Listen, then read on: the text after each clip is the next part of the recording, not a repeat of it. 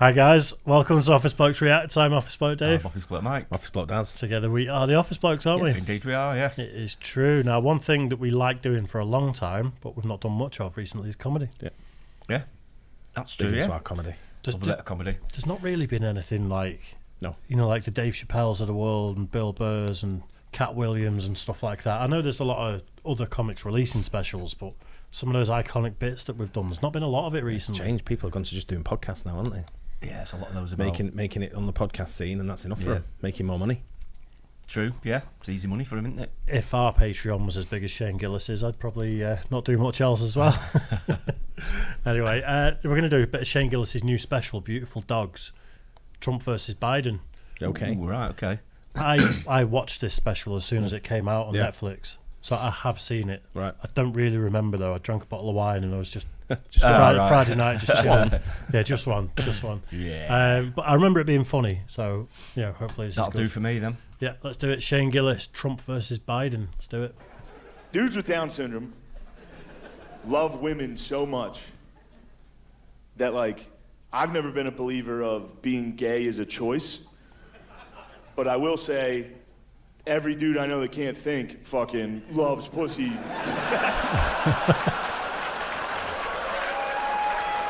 right, I guess it's a keeper.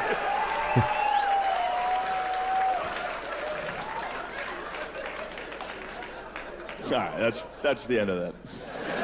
That's where that should end. Look, I was talking earlier. I'm not a Republican yet, but I will say, I just want to see, like, for real. I don't care if they arrest him. If he loses the primary, let him debate, dude. Let him debate.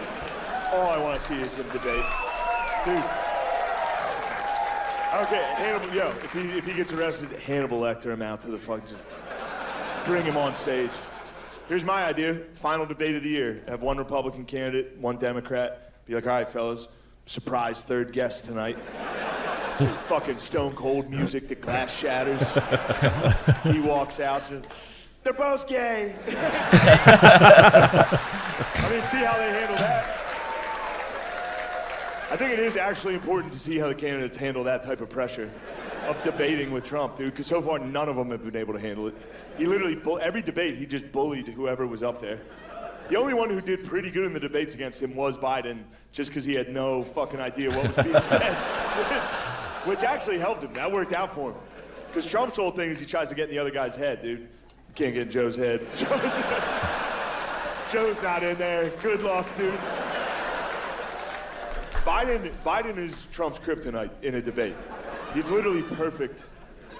You can't beat him. Because Trump tries to drag the other guy into like a shit-talking contest where he will win. He will win at that. He can't get Biden. He tries. Every debate he's trying so hard, and Biden's just... He tries. It's just, you're a loser. Your son did crack. And Biden's just, what? It's like, damn, dude, that's actually a pretty good comeback. You might win this thing. I miss it. I miss the speeches with Trump. You remember that? We used to get 5 speeches a day when he was in office. Anytime you turn on the TV, that guy was giving another fucking speech. Live, dude. Be in front of a helicopter, screaming, calling a lady a lesbian or something. This is gonna be a tough one to defend at work. But I'm gonna. Now it's sad. Now with Biden, we get like one speech every 3 months. And it's hard. He's like falls and shit. It's hard to watch. It's sad. I'm rooting for the guy. Obviously, I want things to go well, but it's hard to watch him do anything. Anytime I watch Biden do anything, I get the same feeling as like, you ever go to a friend's house and they have like a 16-year-old dog and it walks in the room? And you gotta do that whole like, oh, hey, there he is. Just look at him. He's looking great. My favorite thing about Biden is anytime Biden finishes a speech, he transforms into a Roomba. Just...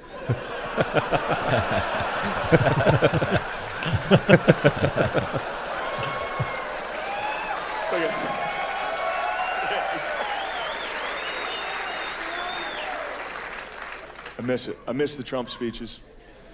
Trump gave what I think was probably one of the greatest speeches of world leaders given. You know, it's got to be up there with like Churchill, Gettysburg Address.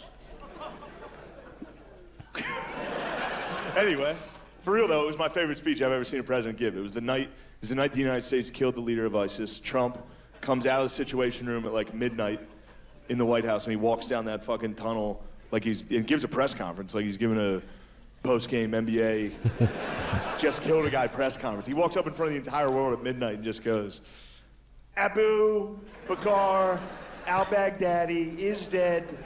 He died like a dog.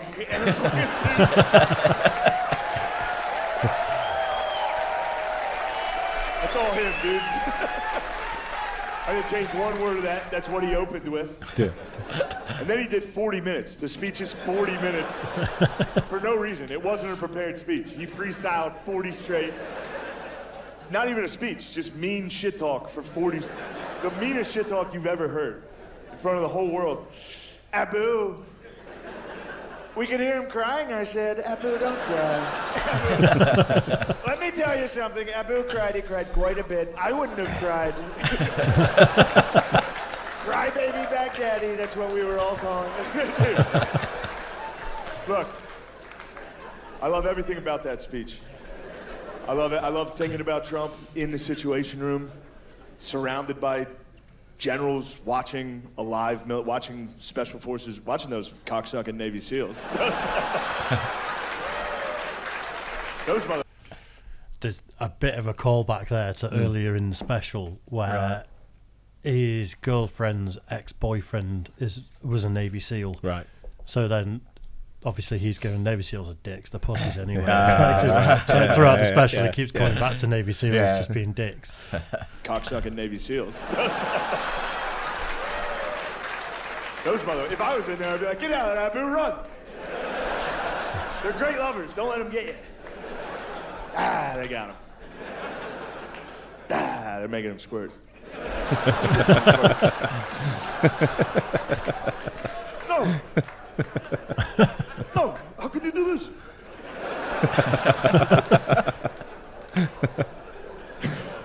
That's what we should do. Instead of 0 Dark 30 killing these guys, we should break in and have our special forces fucking whack them off in their own bed. That sends a pretty serious message, dude. Can you imagine that? Just 4 Navy SEALs holding your arms and legs. You're the only dude without night vision.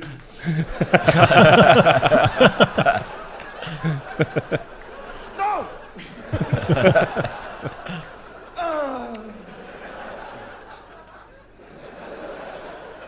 Queer.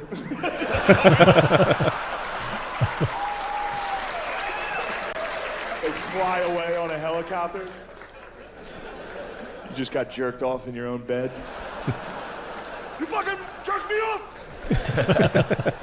You make me do cum! You know what I mean? Anyway.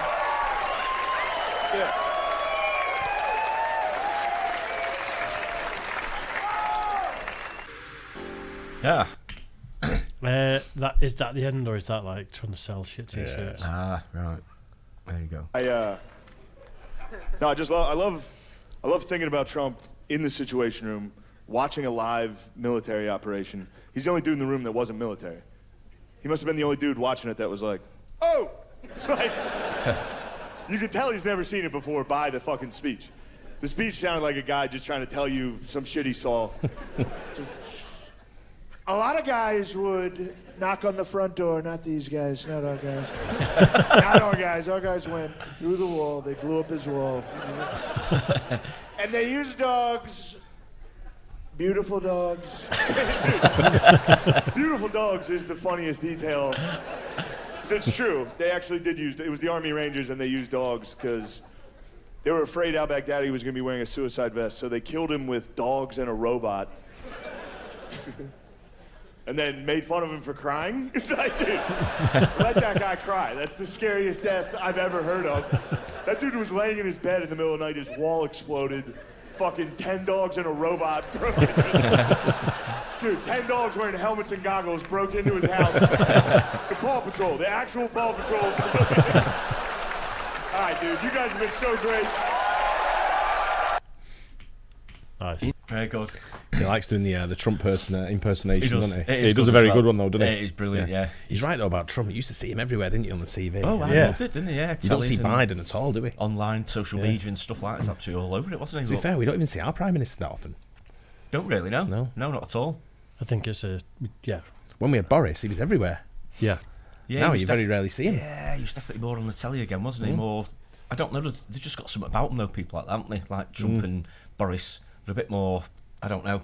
In your face. I think they like it as well, don't they? Oh, yeah. You know, I think they love They're all for it, aren't they? love being on the side, they love being in the spotlight.